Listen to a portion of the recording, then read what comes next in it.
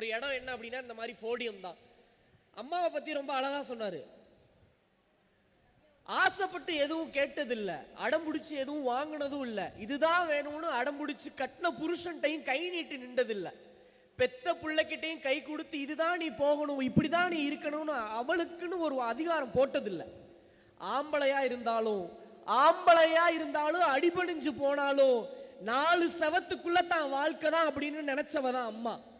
நான் இங்க இருந்து ஃபாரின் போய் வேலை பார்க்கறேன்னு வச்சுக்கோங்களேன். என் தம்பி ஃபோன் பண்ணும்போது டே வரும்போது டிஃப்ரெண்டான பிராண்டட் வாட்ச் வாங்கிட்டு வாடான்னு சொல்லுவான். என் தங்கச்சி ஃபோன் பண்ணும்போது வரும்போது மேக்கப் ஐட்டம்ஸ் வாங்கிட்டு வாடான்னு சொல்லுவான். என் நண்பன் ஃபோன் பண்ணும்போது மச்சான் சரக்கு வாங்கிட்டு வாடான்பா. என் சொந்தக்காரங்க ஃபோன் பண்ணும்போது நகை நட்டு அங்கே கம்மியாக இருக்கும் வாங்கிட்டு வாடான்பா. எங்கள் அப்பா ஃபோன் பண்ணும்போது கூட காசை பார்த்து செலவழிடான்னு பாரு. எங்கள் அம்மா ஃபோனை எடுத்து சொன்னால் மட்டும்தான் நேரத்துக்கு நேரம் சாப்பிட்டியாடான்னு கேட்குற ஒரே ஒரு உரிமை அம்மா கிட்ட மட்டும்தான் இருக்கு. நீங்க ஒரு விஷயம் யோசிச்சு பாருங்களேன்.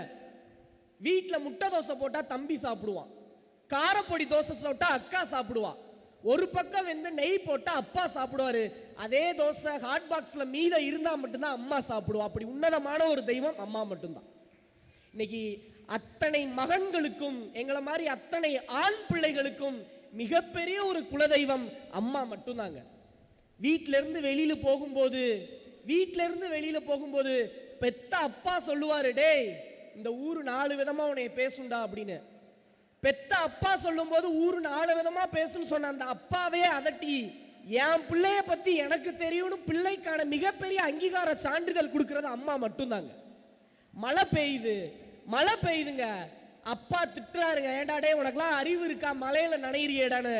அந்த மலையை பாலா போல மலை என் பிள்ளைய நினைச்சிருச்சேன்னு மலையை திட்டினவதாங்க எங்க அம்மா.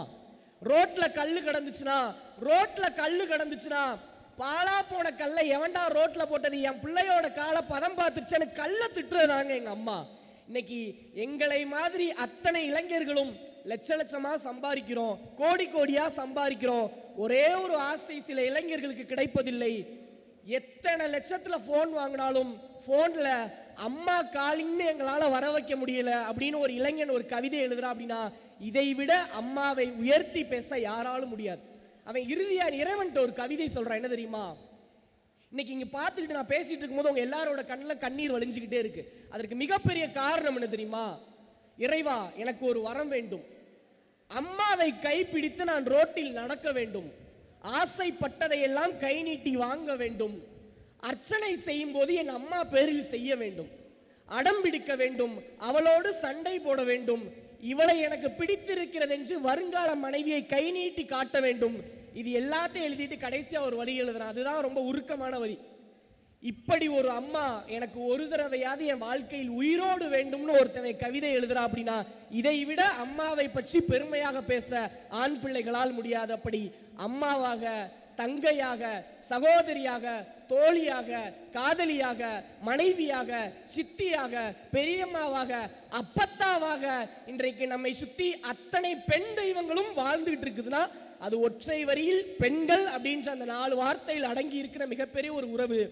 வாழ்க்கையில் கொண்டாடுங்கள், உங்களை நீங்களே கொண்டாடி கொள்ளுங்கள். நீங்கள் இந்த உலகத்திற்கு வர காரணமான இருந்த 3 பேரை கொண்டாடுங்கள். அது என்ன சார் 3 பேர் இந்த உலகத்துக்கு நீங்க வர காரணமா? நீங்க இந்த உலகத்துக்கு வர்றதுக்கு காரணமா இருந்த உங்க அம்மா, உங்களையே உலகமா நம்பி வந்த உங்க பொண்டாட்டி, நீங்க தான் உலகம்னு உங்களோடு இந்த உலகத்துக்கு சேர்ந்து வந்த உங்களுடைய சகோதரி, இந்த 3 நபர்களையும் நீங்கள் காதலியுங்கள். மிகப்பெரிய ஆண் அப்படின்ற அங்கீகாரம் உங்களுக்கு கொடுத்ததே இந்த 3 பேர் தான். இதை விட அம்மாவை பற்றி இன்னும் நிறைய பேசுவதற்கு எங்களால் நேரம் தான் இருக்கவில்லை.